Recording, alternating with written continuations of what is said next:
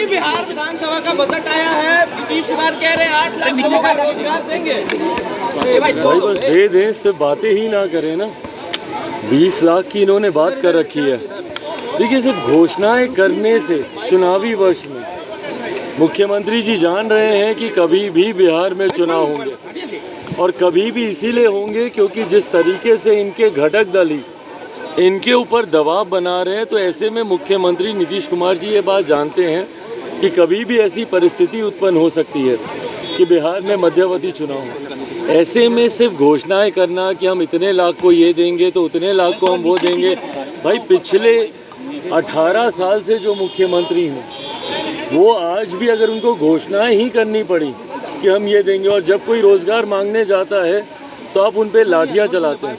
भाई हम लोग तो स्वागत करेंगे अगर आप सही में जो बातें आप कह रहे हैं, अगर आप उन बातों को पूरा कर दें तो हम लोगों से ज़्यादा खुशी और किसी को नहीं होगी।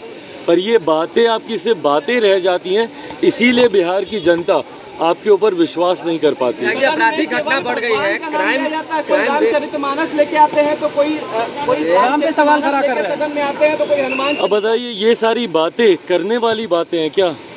राम थे, राम नहीं थे, ये तमाम बातें मैं बार बार हम कहते हैं ये आस्था का विषय है। भाई जो चीज़ आपके लिए सबसे ज़्यादा महत्वपूर्ण हो सकती है, संभवतः वो दूसरे व्यक्ति के लिए नहीं होगी। छोड़ दीजिए ना उस व्यक्ति की आस्था पर, क्यों किसी की भावना को आप ठेस पहुंचा रहे हैं? एक राजनीतिक दल होने के नाते सबकी भावनाओं का सम्मान करना आपका उत्तरदायित्व बनता है, और राजनेता होने के नाते जनता की सेवा करना आपका काम है ना कि इस तरीके की बातों को उछालकर किसी की भावना को ठेस पहुंचाना। क्या मिल जाएगा भैया ये सारी बातें बोल के कि राम बड़े थे, रावण बड़े थे? ये तमाम बातें करने का औचित्य क्या है, मतलब क्या है? आज की तारीख में भैया आप एक सरकार का हिस्सा हैं, आप लोगों को बेहतर स्वास्थ्य, बेहतर शिक्षा, बेहतर रोजगार कैसे दें, अपराध से कैसे आप लोगों को सुरक्षित रखें, ये जिम्मेदारी है ना आपकी। पूर्व मुख्यमंत्री रह चुके हैं आप, एक बड़ी जिम्मेदारी है आपकी। ऐसे में बिना मतलब की इस तरीके की बातों को कुरेद कर समाज में एक असंतोष पैदा करना कतई जायज नहीं। आरजेडी नेता का अपहरण के बाद सवाल कानून व्यवस्था पूछ रहे हैं, हालांकि वो डॉक्टर भी लापता है, डॉक्टर संजीव अब तक नहीं मिले हैं। एक बार फिर से कहा जा रहा है कि भाई लालू यादव, जंगल राज वापसी हो गई, किडनैपिंग शुरू। भाई देखिए, जंगल राज नहीं पता क्या था, कैसा था जंगल राज। हम लोगों को मुख्यमंत्री नीतीश कुमार जी ने ही बताया था कि अरे 90 का दशक जंगल राज का दशक होता था। पिछले विधानसभा के चुनाव में कैसे घूम घूम कर बताते थे कि जाओ जाकर पूछो अपने बाप दादा से 15 साल पहले का बिहार कैसा था। भाई आज की तारीख में जो 20 साल, 25 साल, 30 साल, 35 साल का युवा है उसको नहीं पता, और उसको नहीं फ़र्क पड़ता कि 15 साल, 20 साल पहले का बिहार कैसा था। उसको फ़र्क इस बात से पड़ता है कि आज का बिहार कैसा है।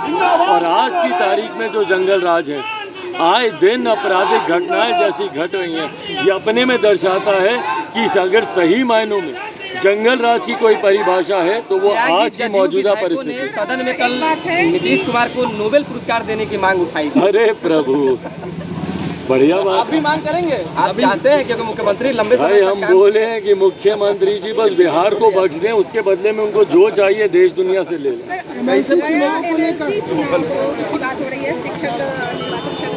कहा जा रहा है कि आप ही की वजह से पारस को टिकट नहीं दिया गया।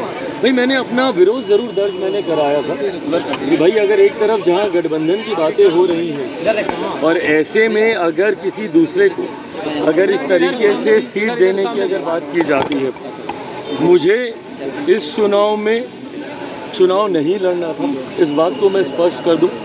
मात्र एक सीट को लेकर मैंने पहले भी कहा है कि एनडीए से गठबंधन की चर्चाएं चल रही हैं, पर जब तक तमाम बातें क्लियर नहीं हो जाती, Bihar first, Bihari first vision document को लेकर हो, लोकसभा की सीटों को लेकर हो, विधानसभा की सीटों को लेकर हो, तब तक किसी भी तरीके की गठबंधन की घोषणा करने का मतलब नहीं है।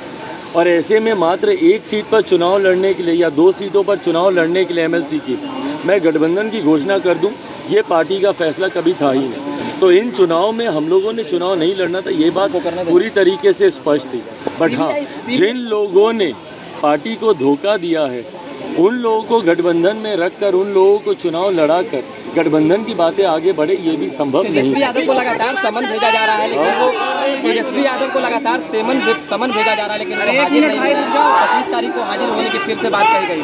लगता है कि डर है कि भाई मुझे लगता है ये एक न्यायिक प्रक्रिया का हिस्सा है। मैं बार बार मैं इस बात को मानता हूँ कि अगर आपके पास आपने कुछ गलत नहीं किया तो आपके पास डरने के लिए या कुछ छुपाने की कोई वजह नहीं होगी। न्यायिक प्रक्रिया है, अगर आप सही हैं तो उतनी ईमानदारी से आप बाहर भी आए। आप समर्थन में हैं और आपकी वजह से चिराग पासवान को टिकट नहीं मिला, तो ये रिश्ता क्या कहलाता है बीजेपी के साथ?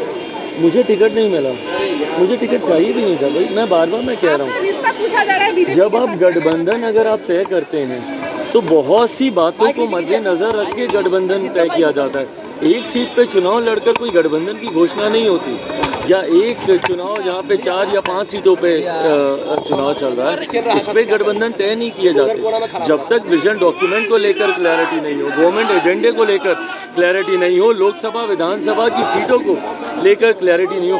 भाई हम लोग का लक्ष्य ये 5 MLC के चुनाव नहीं है, हम लोग का लक्ष्य 2024 के लोकसभा के चुनाव, विधानसभा के चुनाव है। गठबंधन की घोषणा होगी तो वहाँ की तमाम बातों को तय कर कर ही गठबंधन की घोषणा। अंतिम सवाल है, हुआ है दिल्ली में आप लोगों की, कहा जा रहा है कि अब आप लोग अपनी समीक्षा की है कि अब हम लोग मतलब पूरे ये में चुनाव लड़ सकते हैं, और क्या कुछ समीक्षा में बाहर निकला है बातें? बिल्कुल, राष्ट्रीय परिषद की बैठक दिल्ली में बुलाई गई थी। लोक जनशक्ति पार्टी रामविलास के संविधान के अनुसार ये पार्टी की सबसे बड़ी बॉडी होती है। हम लोग की राष्ट्रीय कार्यकारिणी एक इम्पॉर्टेंट बॉडी है, बट उससे भी बड़ी बॉडी जिसमें देश भर के जिला अध्यक्ष उस दिन उपस्थित थे। देश का शायद ही कोई जिला ऐसा होगा जहां से उपस्थिति लोगों की उस बैठक में नहीं थी। तो ये एक बड़ी बैठक होने के नाते इसमें यकीनन फैसला लिया गया कि आने वाले दिनों में जिन जिन राज्यों में भी चुनाव होंगे उसमें लोक जनशक्ति पार्टी रामविलास अपने प्रत्याशी उतारेगी।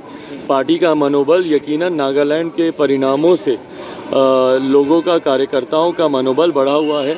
अगर नागालैंड जैसे राज्य में जाकर पार्टी इतना बेहतरीन प्रदर्शन कर सकती है तो ये उम्मीद है कि बाकी राज्यों में भी आने वाले समय में जहाँ जहाँ पे चुनाव है, अगर हम लोग, हमारे पार्टी के कार्यकर्ता, नेता मेहनत कर लेंगे तो वो दिन दूर नहीं। 2 राज्यों में पार्टी को मान्यता आज की तारीख में प्राप्त हो गई है। 2 और राज्यों में अगर प्राप्त हो जाती है तो राष्ट्रीय पार्टी का दर्जा लोक जनशक्ति पार्टी रामविलास को मिल जाएगा। उस लक्ष्य की ओर पार्टी के कार्यकर्ता मजबूती से संकल्पित होकर अब आगे बढ़ेंगे। सवाल है, ओवैसी सीमांचल दौरे पर आ रहे हैं, सीमांचल दौरे पर ओवैसी आ रहे हैं, 2 दिवसीय दौरे पर, क्या कहेंगे? कहा जा रहा है मुस्लिम वोट को एकत्रित करने की प्लानिंग चल रही है, एक साथ करने का हो रहा है। भाई वो उनकी अपनी रणनीति का हिस्सा हो सकता है, वो आ रहे हैं, बट ये जो तुष्टीकरण की जो राजनीति होती है, जहाँ पर आप जाति के हिसाब से, धर्म के हिसाब से आप लोगों को अपनी तरफ बुलाते हैं, आए हैं, सीधा सीमांचल गए हैं। कारण भी भैया स्पष्ट है, क्योंकि वहाँ पर एक समुदाय विशेष की जनसंख्या ज़्यादा है।